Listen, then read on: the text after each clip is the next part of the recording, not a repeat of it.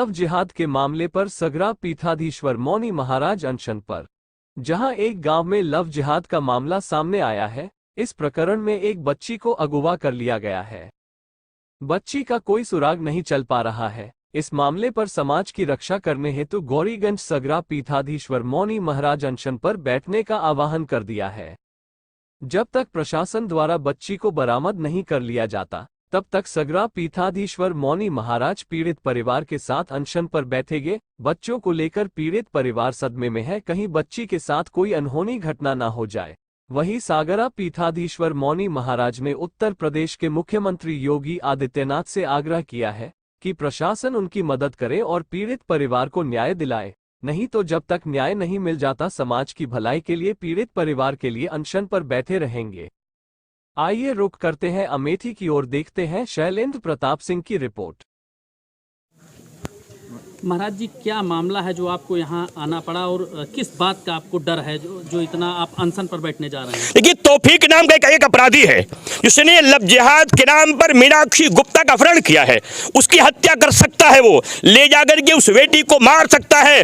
पहले घटनाएं जैसे 35 टुकड़े मेरी बेटियों के हुए हैं, फिर किए जा सकते हैं, जिसको लेकर के मैं अत्यंत व्यथित भी हूँ। पीड़ित परिवार मेरे पास गया था, इस गाँव की बेटियां मेरे पास गई थी। प्रशासन से उनका विश्वास समाप्त हो गया। उन्होंने ये बात मुझसे कही है। यहाँ आने के बाद भी पीड़ित की मां ने कहा मुझे कोई न्याय नहीं मिल रहा है। इसलिए मैं मंच के माध्यम से ये कह रहा हूं, उत्तर प्रदेश सरकार जो योगी जी की सरकार है, जहां न्याय का डंका बजता है, मैं प्रदेश के मुख्यमंत्री जी से, माननीय मुख्यमंत्री जी से बात कहना चाहता हूं कि मेरे समाज में इस तरीके के अपराधीगण घूम रहे हैं जो लव जिहाद को बढ़ावा दे रहे हैं। एक तरफ राम मंदिर का उद्घाटन होने जा रहा है, दूसरी तरफ समाज को आंदोलित करके सांप्रदायिक दंगों में झोंकने का प्रयास किया जा रहा है। इस अपराधी को रोका जाए, इस पर कड़े से कड़े कानून लगवाए जाए, इसको पकड़ा जाए, इसको सजाएं दी जाए और लव जिहाद में फंसा करके बेटियों को मारने के षड्यंत्र को पर विराम लगाया जाए। इसी को लेकर के मैं बैठने जा रहा हूं। मैंने प्रशासन से मांग किया है, हमें और पीड़ित परिवार को मैं इसलिए बैठने जा रहा हूं।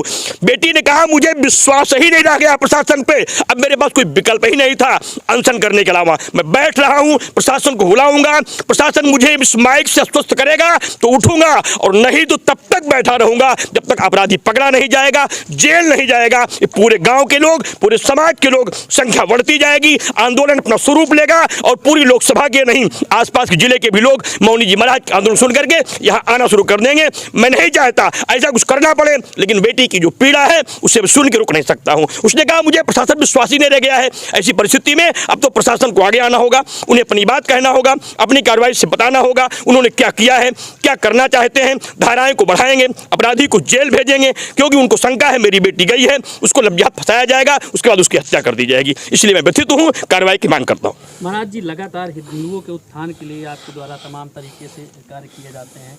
क्या लगता है कि प्रदेश और देश में तमाम जो है इस तरीके से रैकेट चल रहा है, जो इस तरीके से देखिए, रैकेटों का एक बहुत बड़ा समूह था जो बहुत दिनों से पूरे देश पे कब्जा किए हुए था।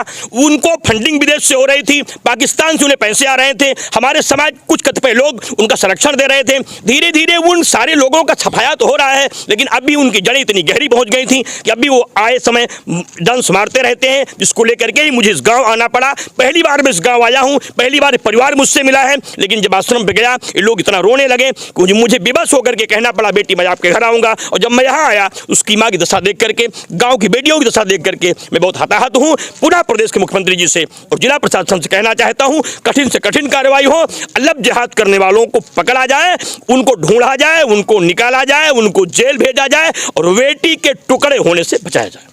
महाराज जी, हजारों की संख्या में यहाँ भीड़ इकट्ठा है, इन लोगों को क्या संदेश देना चाहेंगे कि ऐसा और भी आगे घटनाएं ना हो? देखिए, मैं पूरे समाज से एक बात कहना चाहूंगा, हिंदू समाज जातियों में ना बटे, पूरे गांव को, पूरे समाज को अपना परिवार माने, हर बेटी को अपना बेटी माने, हर परिवार को अपना परिवार माने। और आपके गांव में कोई बाहरी व्यक्ति, कोई अपराधी व्यक्ति, कोई गांव का व्यक्ति अगर षड्यंत्र करता है उसकी जानकारी तत्काल प्रशासन को दें, गांव के लोगों को दें, नहीं तो मुझे सूचित करें। मैं आपके सबको बचाने के लिए संकल्पित हूं। पूरे जीवन का मेरा उद्देश्य एकमात्र है हिंदू समाज की रक्षा करना, उसकी सुरक्षा करना, जिसके लिए मैंने पूरे जीवन के 37 वर्ष इसी आंदोलन के लिए मैंने बिता दिए हैं। पूरे देश में आंदोलन करता हूं, हिंदुओं को जगाता हूं, हिंदुओं को बचाता हूं, आपकी बेटियों की शादी करता हूं, गरीबों को घर बनवाता हूं, उनको दवा कराता हूं, उनको पढ़ाता हूं, उनको लिखाता हूं।